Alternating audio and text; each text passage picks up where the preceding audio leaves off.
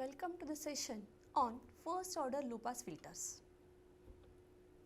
Learning outcomes are, at the end of session, students will be able to analyze the first order low pass filter using operational amplifier, and they can design the first order low pass filter for the given higher cutoff frequency, nothing but given specifications. These are the contents. So, we will see the definition of first order low pass filter. When we say we have a low pass filter, means always there will be a particular frequency beyond which you cannot pass the signal. So, we can say we have a low pass filter which has a constant gain AF from 0 Hz to higher cutoff frequency FH. So, with this particular band we will get the maximum gain, and after that signal tries to decrease the gain of the filter, nothing but signal will be attenuated over there. So, after FH gain decreases by a constant rate with increase in frequency. So, the rate at which the gain decreases is depending on the components used in the filter circuit. For that we are using non-inverting configuration of the op-amp, which is combined with a single RC network, and that is why we are saying it is a first order low pass filter. Figure 1 shows the circuit diagram for first order low pass filter.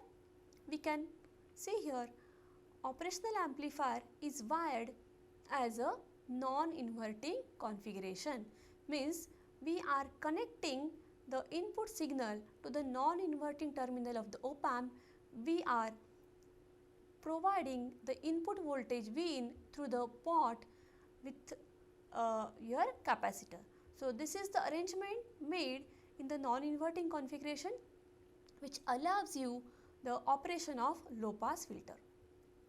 As we have the active element over here, so we have to control the gain with the help of resistor R1 and RF, where RF is the feedback resistor and R1 is the input resistor of the op-amp. So, with these two we are controlling the gain of the op-amp. Now, we will see the analysis of the circuit.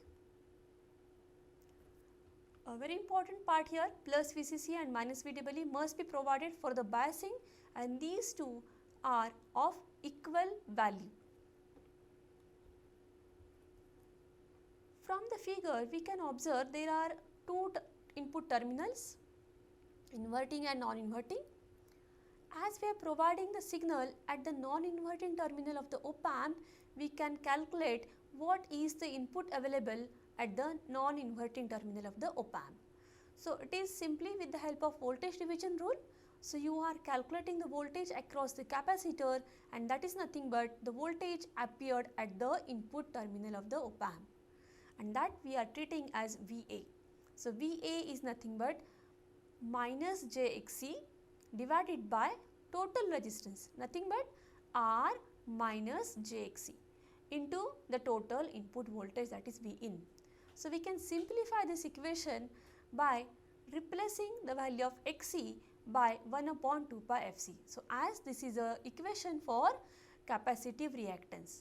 So, we have now simplified it further, and so we are writing this minus J has taken common, as well as we have simplified that 2 pi F into RC minus J at the denominator over here into V. We can have the equation as Vin divided by 1 plus J 2 pi F into RC.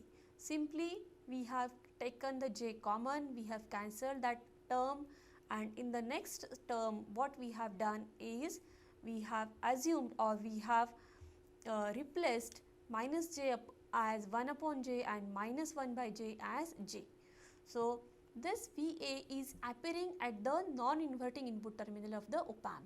Now, we have to calculate the output voltage, and from that we have to calculate the frequency response of the op-amp, because we are interested to see that does this circuit passes the low frequency signal and attenuates the high frequency signal. As op-amp is connected in the non-inverting configuration, we can write the equation for AF as 1 plus RF upon R1. That is gain of the non-inverting op-amp into VA, nothing but input signal provided at the non-inverting terminal. And now further we can calculate the output voltage, and for that see here what is VA? VA is nothing but Vin upon 1 plus j F into RC, which we have calculated in the previous step. As we know that we can say 1 plus RF by R1 is nothing but pass band gain of the filter, and that is why we can simplify this equation.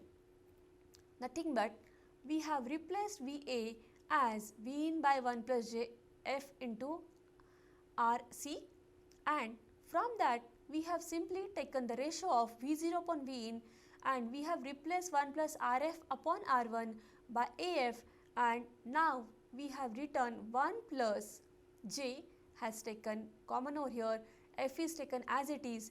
If I replace the term 1 upon 2 pi RC as FH, and that is why I can write over here that FH as 1 upon 2 pi RC, and therefore V0 by Vin equal to AF divided by 1 plus j into F upon FH.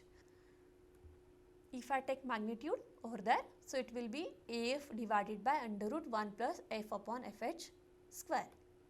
The first part is from 0 to FH, second part is at FH, and next part is FH onwards. So if I do it further, I will have this kind of conclusion, that is when F is less than FH. So you can compare over here, if my frequency of operation is less than FH, then what will happen? This FH term is dominant over here, therefore F upon FH term will be less. So you will be coming across the term simply root 1. So if it is root 1, that is equal to 1. So at that time we can say V0 upon Vin equal to AF, that is constant over here, because AF is 1 plus RF upon R1, and RF and R1 both are constant. These are not variable resistors, and that is why AF is constant. Now the second part is F equal to FH. At that time this F and FH will cancel each other, so it will be simply 1. So under root of 1 plus 1 will be under root 2. So when I say 1 by under root 2, it is nothing but 0.707 times AF.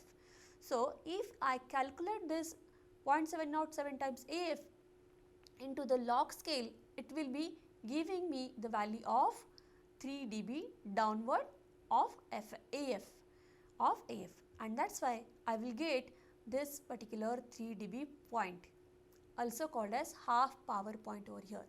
So at FH I will get, or I will start to get the decrease in the value of voltage gain of the filter, and that is why I can say up to FH I will get the constant value of gain.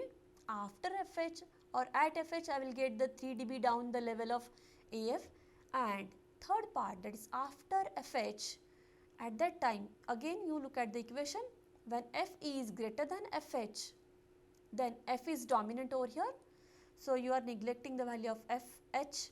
So at that time again this 1 will be again less with respect to F, therefore the total quantity will be start decreasing, nothing but V0 upon Vin term will be less than the value of AF. So you can look at the figure for the frequency response of filter, which gives you the pass band up to FH, and it start attenuating the signal at this stop band. So when I calculate this particular equation in terms of decibels, I will get the value, that is rate of decrease in the 20 dB per decade, that is slope will be of 20 dB per decade. After the 10 times the change in frequency. For example, this is FH is 10, okay, and multiple of 10 will be now 100. So between 10 to 100 there is a loss or there is a decrease in the value of gain of 20. So first you have to choose the higher cutoff frequency. Based on that higher cutoff frequency, again you have to select the value of capacity. After that, as we know the equation of F, which is equal to 1 upon 2 pi RC, and from that I can get the value of capital R, nothing but resistor. So I can simply take here R term is to selection of resistor RF and R1, which is depending on the passband gain of the filter, and that's why I will have the formula AF equal to 1 plus RF by R1, because we are connecting the op-amp in the non-inverting configuration. So I can put here the value of AF, or you can assume any one of the resistor and calculate the remaining part. So here when number of unknowns are more, at that time you have to assume the proper value of any one resistor and calculate the other resistor's value. Now we will see one example that how to design a filter.